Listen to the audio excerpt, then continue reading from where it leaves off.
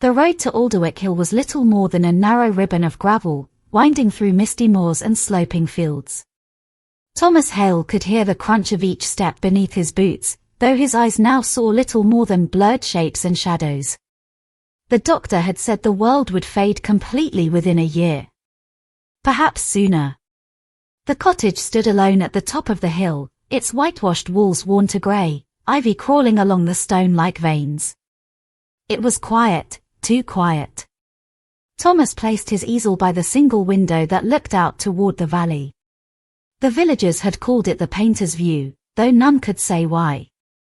That evening, as dusk fell over Alderwick Hill, Thomas unpacked his old paints. He dipped his brush into a pale shade of green, hesitated, and let instinct guide his hand. Hours passed. When he stepped back, his heart tightened.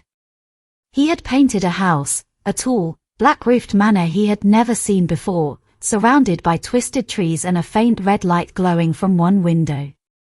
The next morning, he asked the postmaster in the village about it. Black-roofed manor, the man repeated, frowning.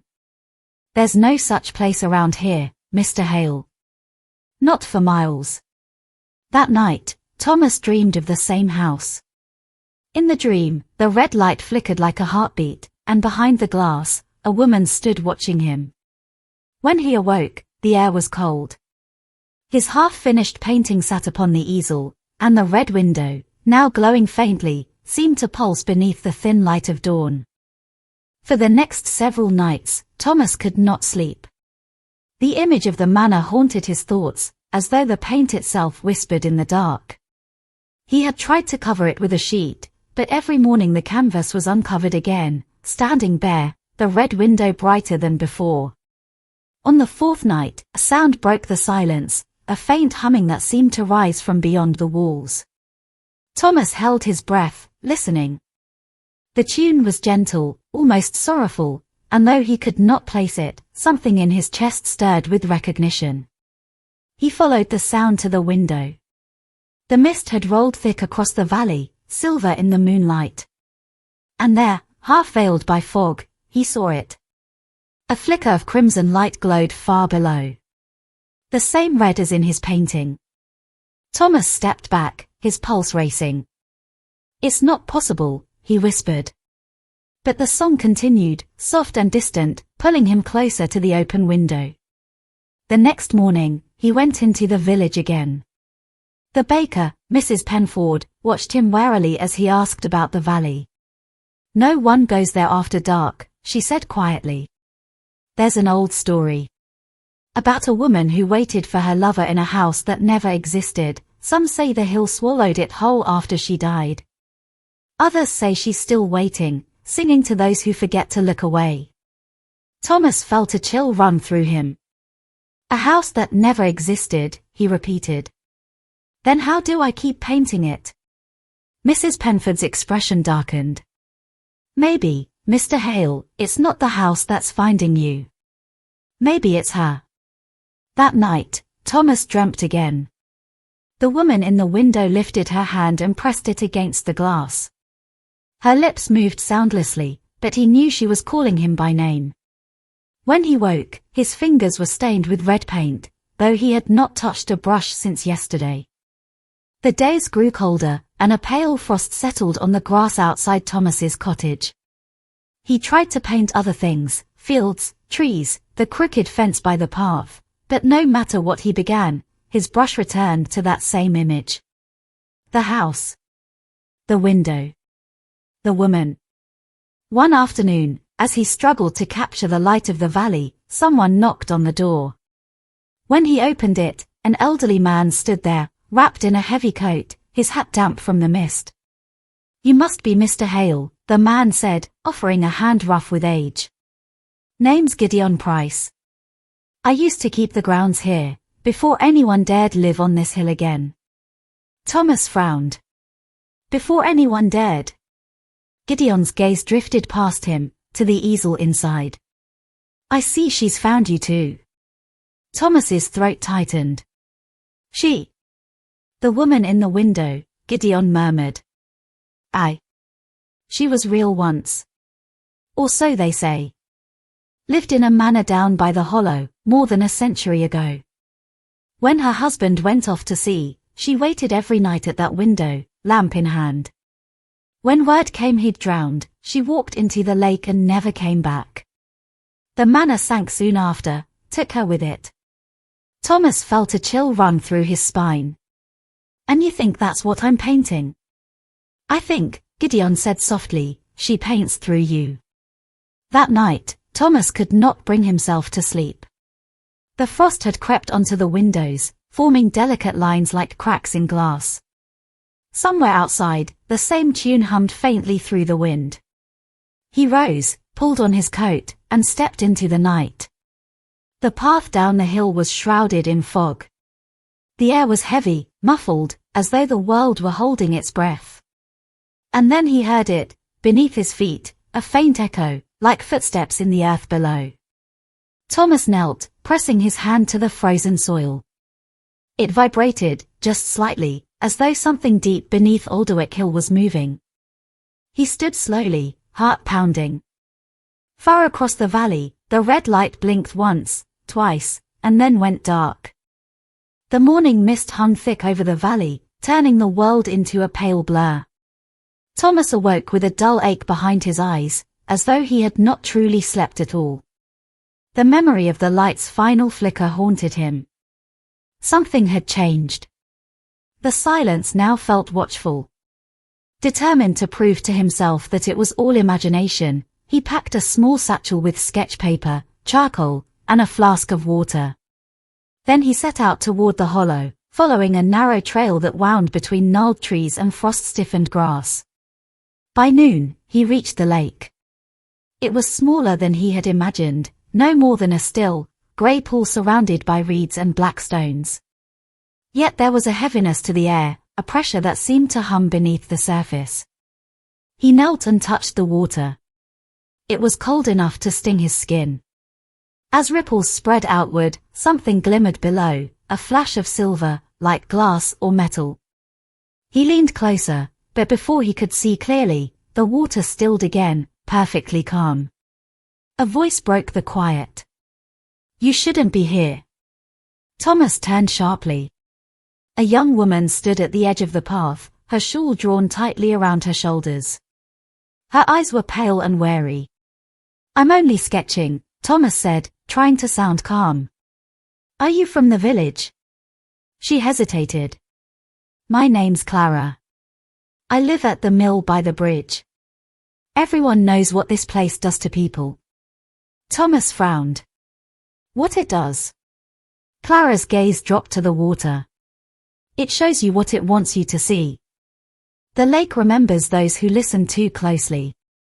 My brother came here once. He heard the singing too." Thomas's pulse quickened. "And what happened to him?" Clara's voice fell to a whisper. "He followed it into the water. He never came back."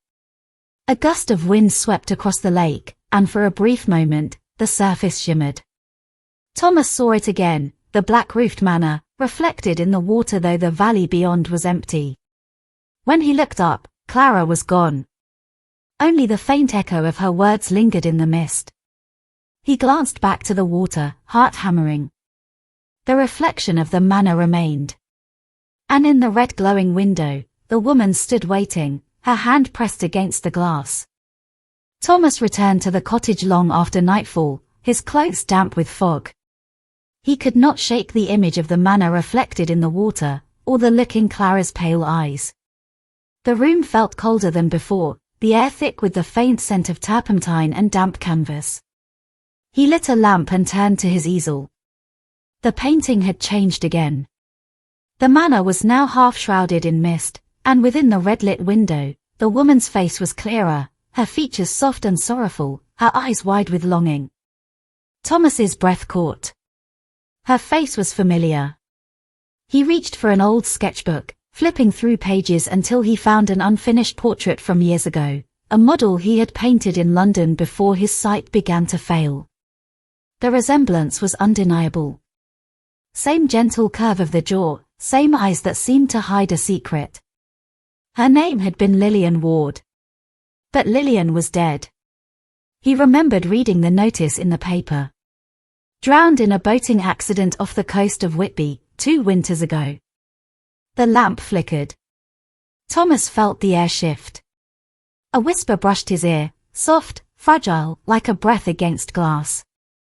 "Find me." He turned sharply. The room was empty. Only the faint hum of the night wind answered. Then, a knock echoed from the door. Slow. Measured. 3 times. Thomas hesitated before opening it. Mist poured in from the darkness outside, curling around his feet. No one stood there. But on the step lay something small, a folded scrap of parchment, edges damp and frayed. He brought it inside and held it close to the light. There were words scrawled in a trembling hand. Under the lake, where the heart still beats. Thomas's fingers trembled. He turned toward the painting. The red window now pulsed faintly, like a heartbeat. And for the first time, he realized the song that haunted him each night was not coming from outside the cottage. It was coming from the canvas. The following morning, Thomas packed his satchel again, this time with lantern oil, a spade, and the parchment folded neatly inside his coat. The words had not left his mind all night. Under the lake, where the heart still beats. He set out before dawn, while frost still glazed the grass. The path was silent, save for the faint hum that seemed to rise from somewhere deep within the hill. Every step brought the tune clearer, pulling him toward the lake like a thread tugged by unseen hands. When he reached the water's edge, the mist was dense enough to hide the opposite shore. He lit his lantern, its glow trembling against the pale air. The lake lay utterly still, too still. Thomas stepped forward. The ground beneath him was soft, spongy. He found the spot where the reflection of the red window had appeared before. His heart pounded. "This is where you are," he whispered. "Isn't it?"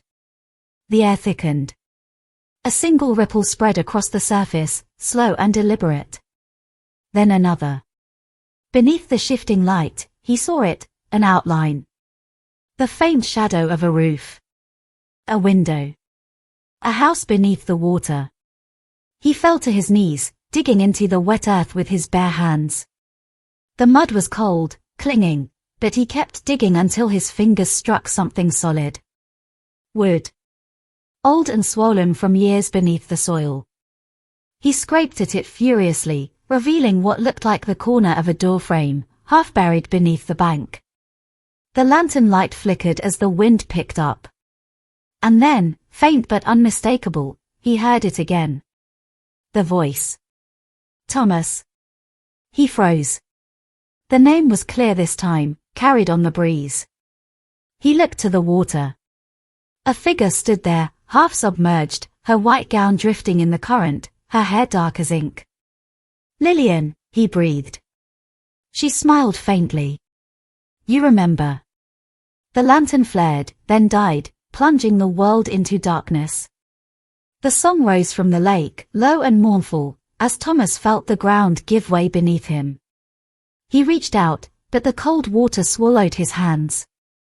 Then his arms. Then everything. As the lake closed over his head, he saw the manor beneath him, its red-lit window glowing like an open eye. And through that light, the woman waited, her hand outstretched in welcome. The morning after the storm, Thomas awoke to a silence so complete it felt unnatural. The birds had ceased their calls, and even the wind seemed to hold its breath. His hands trembled as he reached for his cane and made his way to the studio. He already knew what he would find there, though he could not say how. The painting on the easel had changed again. The colors were sharper, the lines bolder.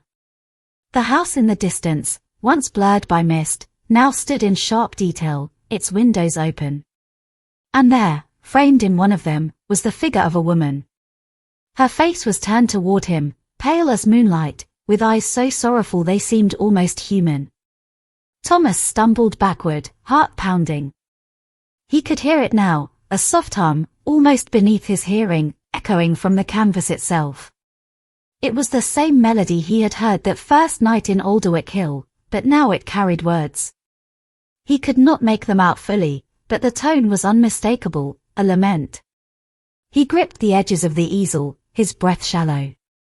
"Who are you?" he whispered. The hum stopped. For a moment, all was still. Then the faintest whisper brushed his ear, a woman's voice, close enough that he could feel the breath of it. "You painted me." Thomas froze. He turned sharply, but the studio was empty. Yet the scent of lilac drifted through the air, a scent he had come to know only from the painting. He reached out, touching the surface of the canvas. The paint was dry, but beneath his fingertips, the texture felt alive, almost like skin. Images flooded his mind, flashes of memory not his own. A woman standing at the edge of a lake, her dress torn by the wind. A man calling her name, his face hidden by shadow. The sound of something breaking, glass, perhaps, and the soft cry that followed. Thomas staggered away, clutching his head. The visions faded, but the whisper lingered, filled with grief. "You brought me back."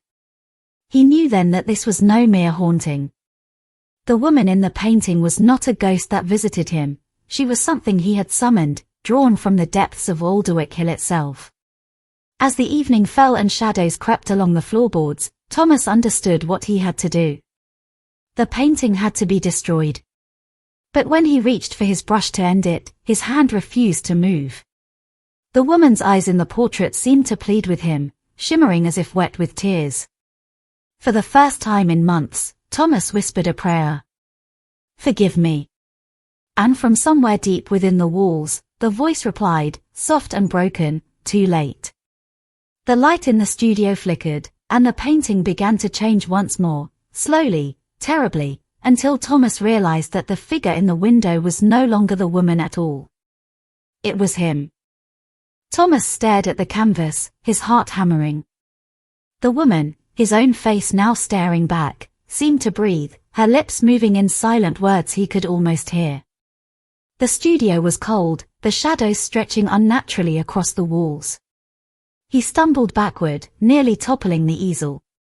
The lanterns flickered, casting the room in broken, dancing light. The hum that had haunted him all these months grew louder, rising to a pitch that made his teeth ache. He knew then that there was no turning back. The painting had become a doorway, a bridge between his world and the one beneath Alderwick Hill. The woman, or whatever spirit lingered in the water, had claimed him long ago. The parchment he had found, the words about the lake and the heartbeat, fluttered from the table. Thomas seized it, pressing it to his chest. He could feel the pulse through the paper, faint but steady, matching the rhythm of the red light in the painting. A wind swept through the studio, carrying with it a scent of lilac and damp earth. The air shimmered, and Thomas felt the world tilt. The floor seemed to give way, pulling him toward the canvas. His breath came in ragged gasps. Then he understood. The song, the visions, the painting, they were all a summons. A promise that could not be refused. He stepped forward, though every instinct screamed to flee. The red window glowed brighter, pulsing like a heartbeat, calling him into its depths. Thomas reached out. His fingers brushed the surface of the canvas. It was warmer than it should be, alive with a soft vibration. The hum became a melody, clear now, and he realized it was a farewell. With a final glance at the empty studio, Thomas stepped forward, into the light of the red window. The painting rippled like water, swallowing him completely. Outside, the storm cleared, and Alderwick Hill returned to silence. No one saw Thomas again. The easel stood empty, the brushes dried and still. The red window no longer glowed. Yet sometimes, when the wind rustled through the trees or the fog settled across the valley, a faint hum could be heard, the echo of a song that had never truly ended.